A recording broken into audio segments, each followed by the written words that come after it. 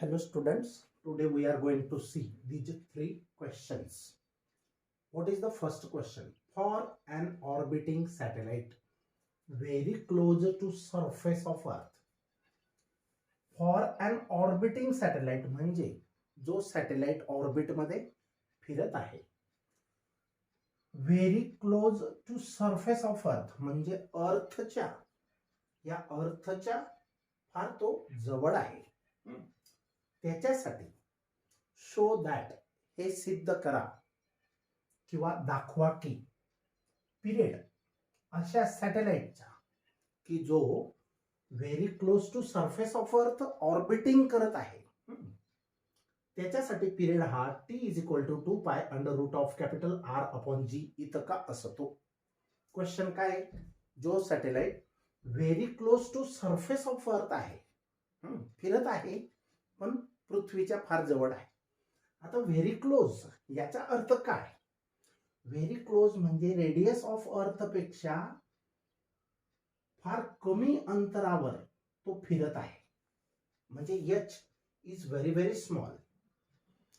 मग एच ला small H आपण ज्याच्यासाठी एच म्हणजे काय की height of the satellite above the surface of the earth. अर्थच्या सरफेस पासून सॅटेलाइटच्या हाईट किंवा अल्टिट्यूड जेव्हा फार कमी असेल त्यावेळेला असा शब्द प्रयोग केला जातो बघा.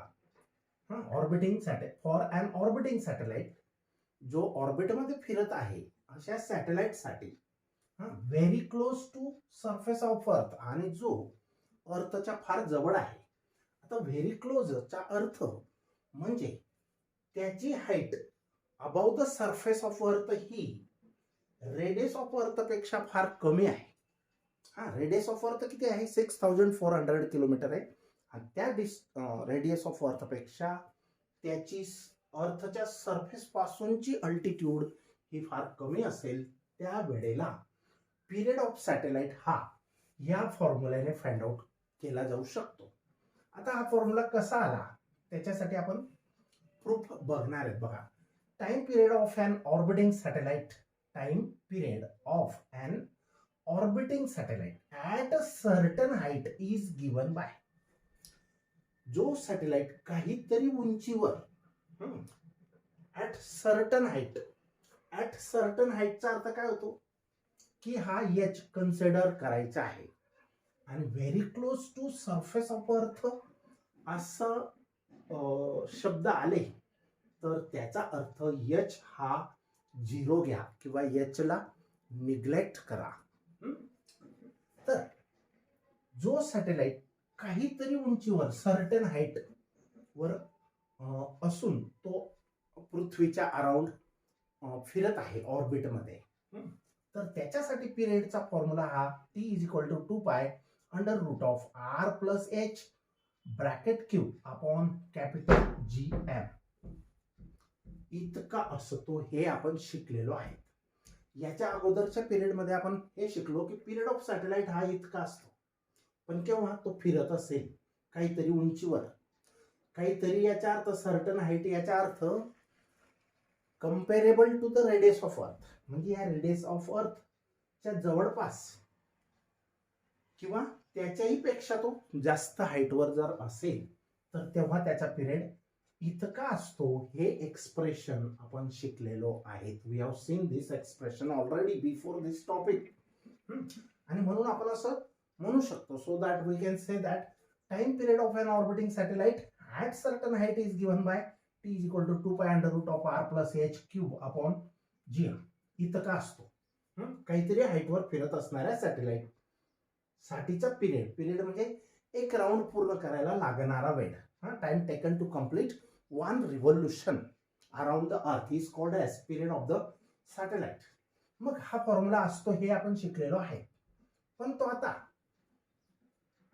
इथं काय सांगितलं? Very close to surface of earth आहे.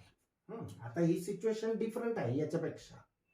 मग if satellite is orbiting very close to earth surface, जर सॅटेलाइट हा व्हेरी क्लोज असेल टू अर्थ सरफेस. आता बघा हे एवढं सेंटेन्स जे आहे very close to earth surface आलं रे आलं, त्याचा अर्थ असा घ्यायचा की एच 0 घ्यायचा किंवा निग्लेक्ट करायचा. आणि ऍट सर्टन हाईट असा जर का शब्द प्रयोग आला, ऍट सर्टन हाईट, त्यावेळेला एच मात्र घ्यायचा.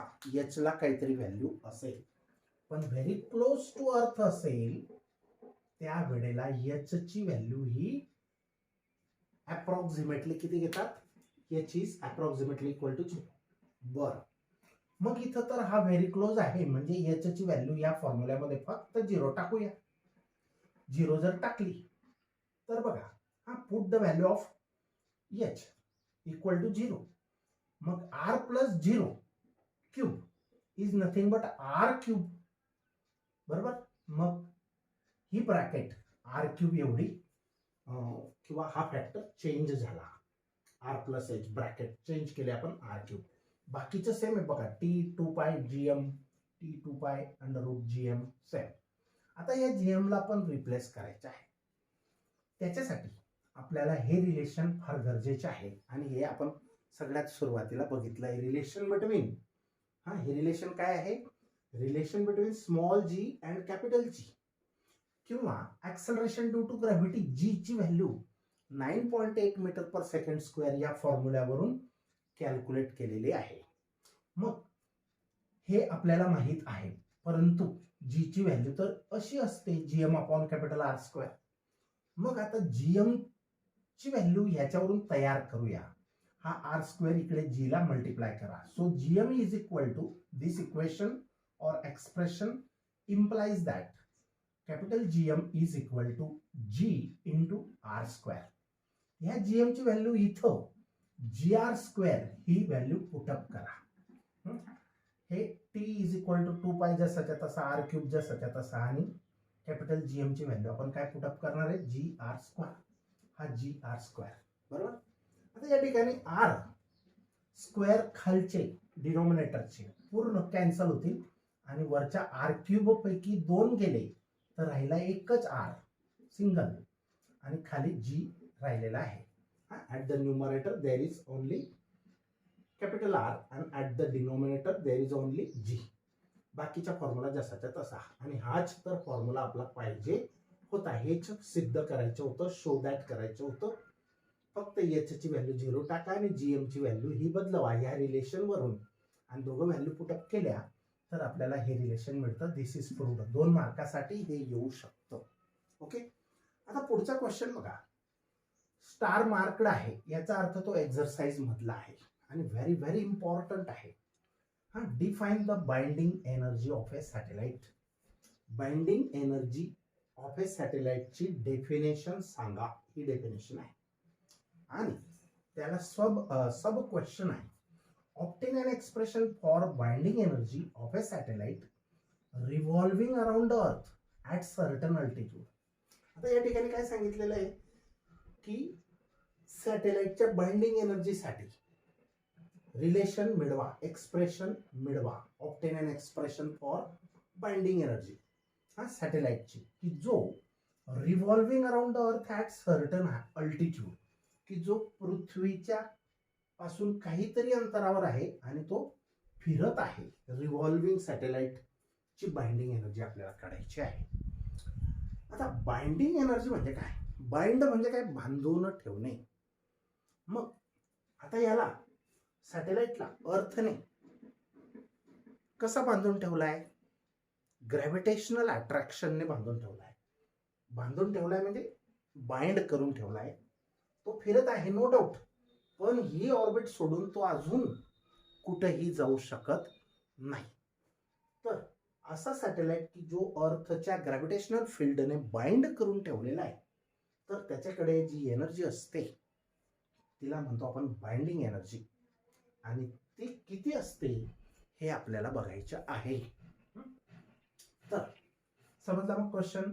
Binding energy of a satellite म्हणजे सॅटेलाइटची बाइंडिंग एनर्जीची डेफिनेशन सांगा, आणि तो फिरत असताना त्याच्याकडे किती बाइंडिंग एनर्जी असते त्याच्यासाठी फॉर्म्युला मिळवा, एक्सप्रेशन मिळवा. Obtain an expression. बरोबर, आता बाइंडिंग एनर्जीची डेफिनेशन काय आहे बघा.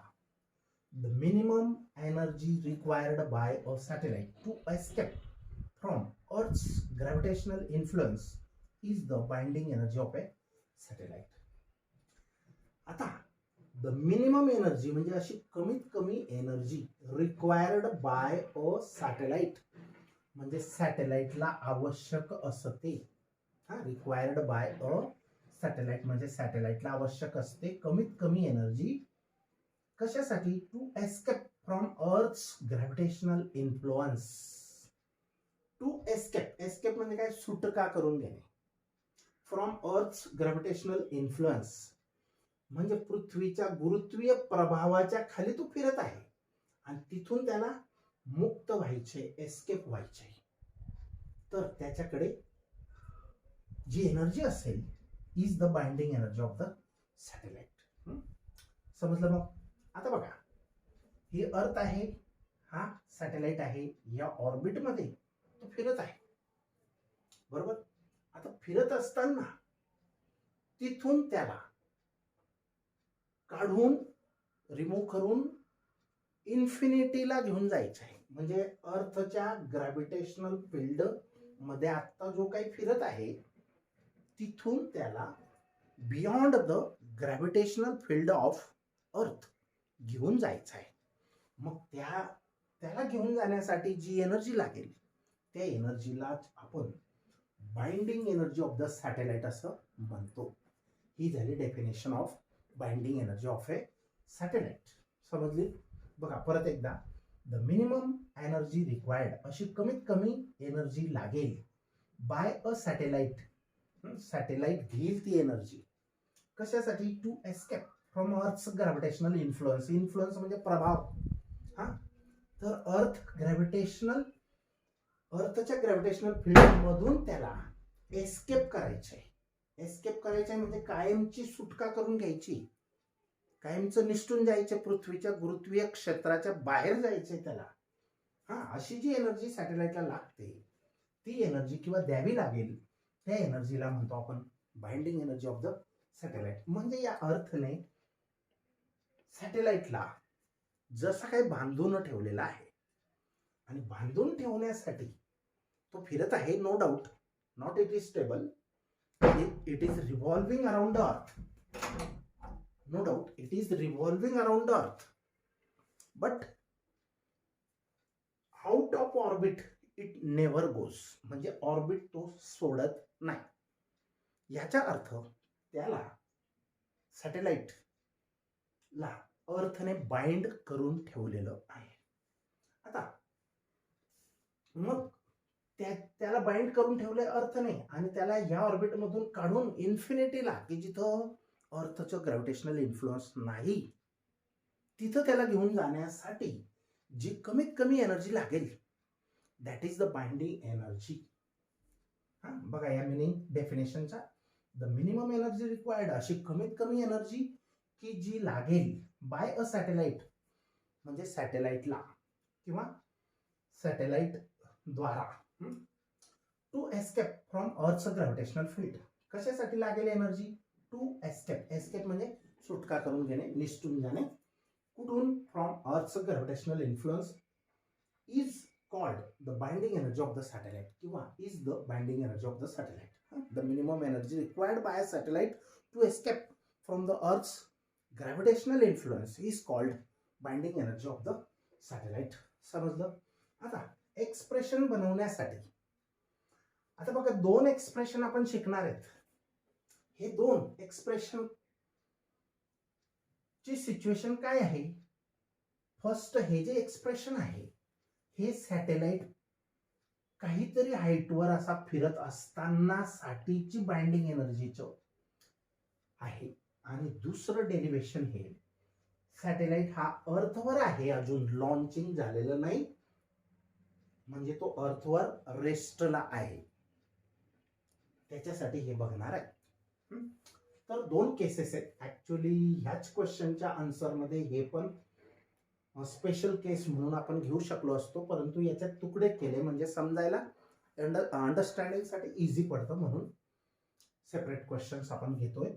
तर लेट एक्सप्रेशन कसं मिळवायचं हे एक्सप्रेशन लक्ष द्या. Let small M with the mass of satellite, या सॅटेलाइटचं मास स्मॉल एम आहे. H with the height of satellite above earth surface, H एवढी उंची त्या सॅटेलाइटची आहे. कुठून? फ्रॉम द सरफेस ऑफ अर्थ पासून. दुसरी गोष्ट, satellite possesses potential energy and kinetic energy. सॅटेलाइटला दोघं एनर्जीज असतील, पोटेन्शियल आणि कायनेटिक. आता पोटेन्शियल का असेल? कारण पृथ्वीचा ग्रॅव्हिटेशनल पोटेन्शियल म्हणजे पृथ्वीने त्याला अट्रॅक्ट करून ठेवलेलं आहे, दबावामध्ये ठेवलेलं आहे. That is gravitational potential. हा, पृथ्वीचं तो ऐकतोय म्हणजे फिरतोय, म्हणजे तो पृथ्वीच्या ग्रॅव्हिटेशनल इन्फ्लुअन्सच्या अंडर आहे, किंवा ग्रॅव्हिटेशनल पोटेन्शियल त्याच्यावर आहे. म्हणून त्याला जी एनर्जी प्राप्त झालेली आहे दॅट इज पोटेन्शियल एनर्जी. या पोटेन्शियल एनर्जीला आपण ग्रॅव्हिटेशनल पोटेन्शियल एनर्जी पण म्हणू शकतो. आणि दुसरी गोष्ट kinetic energy. Satellite possesses both potential energy and kinetic energy. सॅटेलाइटला दोघं एनर्जीज असतात, पोटेन्शियल आणि कायनेटिक. आता पोटेन्शियल कशासाठी असते समजलं की नाही? की अर्थचा होल्ड, पकड, अर्थची पकड त्या सॅटेलाइटवर आहे. कोणती पकड? Gravitational attraction. हा, ग्रॅव्हिटेशनल अट्रॅक्शन, ग्रॅव्हिटेशनल पुल त्याच्यावर आहे, म्हणजे त्याच्यावर दबाव आहे, पोटेन्शियल आहे. मग त्या पोटेन्शियललाच आपण पोटेन्शियल एनर्जी असं म्हणू शकतो. म्हणजे या अर्थने काहीतरी एनर्जी लावून त्याला बाइंड करून ठेवलेला आहे, म्हणजे त्याच्याकडे पोटेन्शियल एनर्जी आहे. आणि दुसरी गोष्ट, तो ह्या ऑर्बिटमध्ये पण फिरत आहे, म्हणजे त्याला क्रिटिकल व्हेलॉसिटी आहे, v∗c. तर क्रिटिकल व्हेलॉसिटी आहे, आणि व्हेलॉसिटी असली ज्या बॉडीला, त्या बॉडीला कायनेटिक एनर्जी असते, म्हणून त्याला कायनेटिक एनर्जी पण आहे. तो फिरत आहे म्हणून कायनेटिक एनर्जी आहे, आणि तो under the influence of earth's gravitational influence मध्ये तो आहे, म्हणून त्याला पोटेन्शियल एनर्जी पण आहे. आता या दोघं एनर्जी आपण 1 बाय 1 फाइंड आउट करू, आणि टोटल एनर्जी किती असते ते पण बघूया. फक्त सम करायची, या दोघांची सम करून जी येईल ती म्हणजे टोटल एनर्जी त्या सॅटेलाइटकडे आहे. तर हा पॉइंट, पहिला पॉइंट समजला. Small M with the mass of satellite, H with the height of the satellite above the earth surface, and satellite possesses both potential energy as well as kinetic energy. दोघं energies त्याला आहेत फिरणाऱ्या सॅटेलाइटला. हा, लक्षात ठेवा. हा satellite कोणता बघतोय आपण? Revolving around the earth at certain altitude. काहीतरी उंचीवरून तो पृथ्वीच्या अराउंड सर्क्युलर ऑर्बिटमध्ये फिरत आहे. आता पुढचा पॉइंट बघा. Let capital M and capital R with the mass and radius of the earth. हा, कॅपिटल एम कॅपिटल आर काय आहे? मास ऑफ अर्थ आणि रेडियस ऑफ अर्थ आहे. आणि v∗c is critical velocity of a satellite. आता critical velocity of a satellite म्हणजे काय? सॅटेलाइटला अर्थच्या अराउंड सर्क्युलर ऑर्बिटमध्ये फिरण्यासाठी जी व्हेलॉसिटी लागते that is critical velocity required. Proper, तिच्यापेक्षा कमी पण चालणार नाही, जास्त पण चालणार नाही. हे आपण मागच्या पिरियडला trajectories, different trajectories that satellite can take according to the horizontal velocity given to it. Velocity of projection that is horizontal velocity. तर हॉरिझॉन्टल व्हेलॉसिटी वेगवेगळी दिली असतात, तो वेगवेगळे पाथ मध्ये फिरेल. मग हायपरबोला, पॅराबोला पाहिला, इलिप्टिकल पाहिलं, सर्क्युलर ऑर्बिट पाहिलं, आणि अजून इनर इलिप्टिकल ऑर्बिट पाहिलं. पेरिगी, ॲपोगी पॉइंट्सला अर्थ कशी असेल त्या ठिकाणी आपण एक्सप्लेनेशन पाहिलं. मग VC is the critical velocity, म्हणजे तो जेव्हा फिरत असतो त्याला प्राप्त असलेली व्हेलॉसिटी असते critical velocity. C for critical, V for velocity, critical velocity of satellite, VC is the. आणि दुसरी गोष्ट, small r is equal to capital R plus H. आता स्मॉल r काय आहे? Is the orbital radius of the satellite. Small R is the radius of orbit of satellite. आता बघा हे distance या ऑर्बिटचं सेंटर कुठे येईल? अर्थचं सेंटर म्हणजेच ऑर्बिटचं सेंटर. मग इथून या ऑर्बिटची रेडियस इतकी असेल, मग इथून इतकं डिस्टन्स म्हणजे radius of earth plus height of the or altitude of the satellite from the surface of the earth, म्हणजे R plus H. R plus H is the small R means radius of orbit of satellite, revolving satellite. बरोबर. आता kinetic energy काढूया. कोणत्याही बॉडीची kinetic energy find out करण्यासाठी formula असतो half of mv². आपण शिकत आलेलो आहे. तर kinetic energy of the satellite is equal to half of mv². पण या ठिकाणी जो व्हेलॉसिटी आहे सॅटेलाइटच्या, तो कोणत्या प्रकारचा आहे? क्रिटिकल प्रकारची व्हेलॉसिटी. म्हणून आपण सी ॲज अ सफिक्स इथं यूज केला. व्ही ला सफिक्स सी, म्हणजे हा व्हेलॉसिटीचा प्रकार कोणता आहे? क्रिटिकल व्हेलॉसिटी आहे. बरोबर. आता ही कायनेटिक एनर्जी आहे, पण या ठिकाणी त्याची क्रिटिकल व्हेलॉसिटी माहित नाही. ती असते under root of GM upon R. Under root of GM capital upon small R. हे आपण अगोदर बघितलेलं आहे. Critical velocity of a satellite special topic असा मोठा क्वेश्चन पाहिलेला आहे. हे डेरिव्हेशन आलं होतं. मग व्ही सी ची व्हॅल्यू तर अंडर रूट ही असते. मग आपल्याला इथं व्हॅल्यू टाकताना स्क्वेअर करून त्याची व्हॅल्यू टाकावी लागेल. मग व्ही सीचा स्क्वेअर काय होईल? V C is equal to this under root, single under root, आणि स्क्वेअर असेल तर हेच अंडर रूटला अजून त्याच अंडर रूटने मल्टिप्लाय केलं तर काय होईल? अंडर रूट कॅन्सल होईल आणि फक्त आन्सर काय येईल? जीएम अपॉन आर येईल. हे समजतंय की नाही? हे बघा, 2 चा स्क्वेअर करायचा आहे, मग अंडर रूट ऑफ 4. आता बघा, फक्त 2 म्हणजे काय? रूट 4, आणि अजून त्याचा स्क्वेअर करायचा आहे 2चा, अजून रूट 4. मग रूट 4 इंटू रूट 4 काय झाले? रूट 16. रूट 16 चा अर्थ काय होतो? 4. मग इकडे काय आहे? 2 स्क्वेअर इज इक्वल टू 4. आता मी हे जस्ट एक्झाम्पल दिलं की स्क्वेअर सुद्धा काही जणांना स्क्वेअर रूटचा स्क्वेअर करता येत नाही. तर 2 चा स्क्वेअर जसा 4 आला, म्हणजे 2 चा स्क्वेअर हा डबल, हा जो दोघं रूट आहेत ह्यांच्यापैकी एक घ्यायचा, म्हणजे ह्याचा व्हीसीचा स्क्वेअर केला तर व्हॅल्यू काय राहील? रूट कॅन्सल होईल आणि मधला जो असेल पार्ट जीएम अपॉन आर तो शिल्लक राहील. हा एम जसाच्या तसा मास ऑफ सॅटेलाइट, हा व्हीसीच्या स्क्वेअर ची व्हॅल्यू काय येईल? फक्त GM upon R, root cancel. मग जीएम अपॉन आर हा जसाच्या तसा. This is the kinetic energy. तर अशा प्रकारे ही कायनेटिक एनर्जी साठीचं एक्सप्रेशन आपण मिळवलं. तसंच potential energy of the satellite find out करायची आहे. त्याच्यासाठी मात्र हा स्पेशल फॉर्म्युला आपल्याला वापरायचा आहे. हा पण अगोदर आपण शिकलेलो आहे. या ठिकाणी potential energy of the satellite कशी फाइंड करतात? Gravitational potential into mass of satellite. आता ग्रॅव्हिटेशनल पोटेन्शियल हे किती असतं? Minus GM upon R. हे पाहिलेलं आहे. याच्यासाठी ही व्हॅल्यू आपण स्पेशल टॉपिकमध्ये पाहिलेली ग्रॅव्हिटेशनल पोटेन्शियलमध्ये.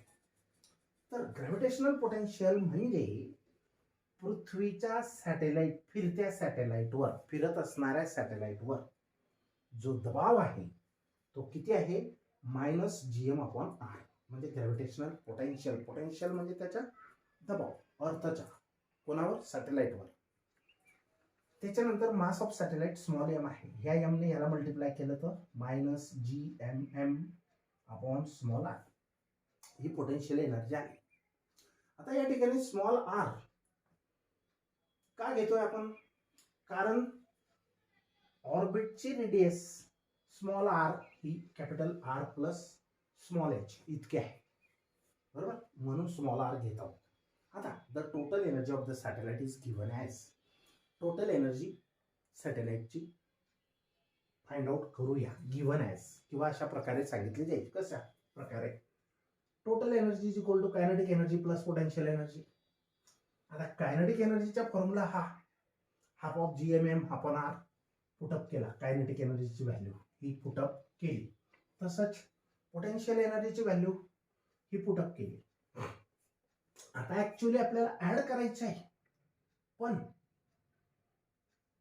हे ऍड करायचंय, पण ही पोटेन्शियल एनर्जी मायनस आलेली आहे, मग ती मायनस. बरोबर. आता प्लस इंटू मायनस काय होईल? मायनस.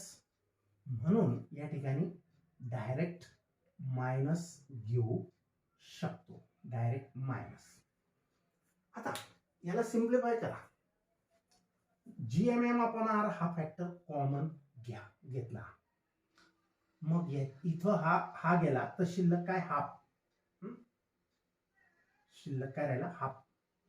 मायनस इथं हा पूर्ण गेला, मग शिल्लक काय राहिला? 1. मग हाफ मायनस 1, आन्सर काय येईल? Minus half. Actually half minus 1 म्हणजे 1 मधून हाफ गेला. आता 1 म्हणजे फुल मधून हाफ गेला, किती शिल्लक राहिला? हाफ. पण त्याला साईन कोणतं येईल? निगेटिव्ह, कारण 1 हा ग्रेटर नंबर आहे ना या दोघांपैकी. मग ग्रेटर नंबरचा साईन आपण देतो सबट्रॅक्शन साठी. सिंपल. आता हे एवढं का सांगावं लागतं? काही जणांना या गोष्टी सुद्धा कमजोर असू शकतात, मला माहित आहे. आता हाफ मायनस 1 म्हणजेच मायनस हाफ, आणि हा GMM अपॉन आर जसाच्या तसा. ही आली टोटल एनर्जी. म्हणजे सॅटेलाइट वर अर्थची ही टोटल एनर्जी, किंवा सॅटेलाइट कडे एवढी एनर्जी आहे. Total energy minus half of GMM upon R. आता पुढची गोष्ट, बाइंडिंग एनर्जी आपल्याला फाइंड करायची. मग बाइंडिंग एनर्जी कशी फाइंड करतात? तर बाइंडिंग एनर्जी आणि टोटल एनर्जी यांचं relation, binding energy is equal to negative of total energy. Total एनर्जीच्या निगेटिव्ह म्हणजे अपोजिट असं ते बाइंडिंग एनर्जी. मग ही मायनस आली टोटल एनर्जी, तर बाइंडिंग एनर्जी काय? प्लस आहे. आता असं काय आहे बाइंडिंग एनर्जी प्लस का घ्यायची? तर बघा, total energy of orbiting satellite is negative. Total energy of orbiting satellite, orbiting म्हणजे फिरत असणाऱ्या सॅटेलाइटची. अजून जो दुसरा जमिनीवर आहे त्याचा आपण नंतर विचार करणार आहेत या क्वेश्चन मध्ये. जो सॅटेलाइट ऑर्बिटिंग आहे म्हणजे फिरत आहे, त्याची टोटल एनर्जी ही मायनस येते, is negative. TE means total energy of orbiting satellite. Total energy of orbiting satellite is negative. ठीक आहे, निगेटिव्ह आहे. पण द निगेटिव्ह साइन कशासाठी, काय इंडिकेट करतो? The negative sign indicates that, दर्शवतं की, मायनस साइन दर्शविते की, काय दर्शविते? The negative sign indicates that the satellite is bound to the earth. Satellite हा अर्थला बाउंड आहे, म्हणजे बांधील आहे. तो अर्थला सोडून जाऊ शकत नाही. अर्थचा त्याच्यावर एवढा होल्ड आहे, पकड आहे, पोटेन्शियल आहे, म्हणून तो जाऊ शकत नाही.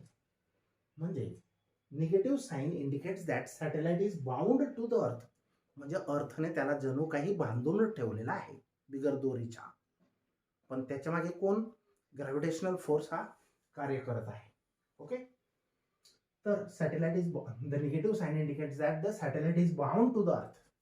निगेटिव्ह साइन काय सांगतं? की सॅटेलाइट हा अर्थला बांधील आहे, अर्थला सोडून तो जाऊ शकत नाही. अर्थच्याच ग्रॅव्हिटेशनल फील्ड मध्ये तो फिरत राहील. For the satellite to be free from the earth's gravitational influence. For the satellite म्हणजे सॅटेलाइट साठी, टू बी फ्री म्हणजे त्याला मुक्त करायचंय इथून, या पृथ्वीच्या ग्रॅव्हिटेशनल फील्ड आहे म्हणून तो फिरत आहे. पृथ्वीच्या बाहेर तो जाऊ शकत नाही, किंवा या ऑर्बिटला सोडून तो इन्फिनिटीला जाऊ शकत नाही. मग to be free, for the satellite to be free सॅटेलाइटला इथं पृथ्वीच्या ग्रॅव्हिटेशनल फील्ड मधून फ्री करायचा आहे, मुक्त करायचा आहे. For the satellite to be free from the earth's gravitational influence, पृथ्वीच्या ग्रॅव्हिटेशनल प्रभावातून त्याला मुक्त करण्यासाठी काय करावं लागेल? इतकी एनर्जी द्यावी लागेल, याच्या अपोजिट एनर्जी द्यावी लागेल. हा, तर बघा, for the satellite to be free from the earth's gravitational influence, its total energy should become zero or positive. त्याची टोटल एनर्जी एक तर झिरो असली पाहिजे, एक तर पॉझिटिव्ह असली पाहिजे. आता पॉझिटिव्ह का असली पाहिजे? त्याच्याकडे एवढी एनर्जी आहे, म्हणजे एवढ्या एनर्जीने अर्थने त्याला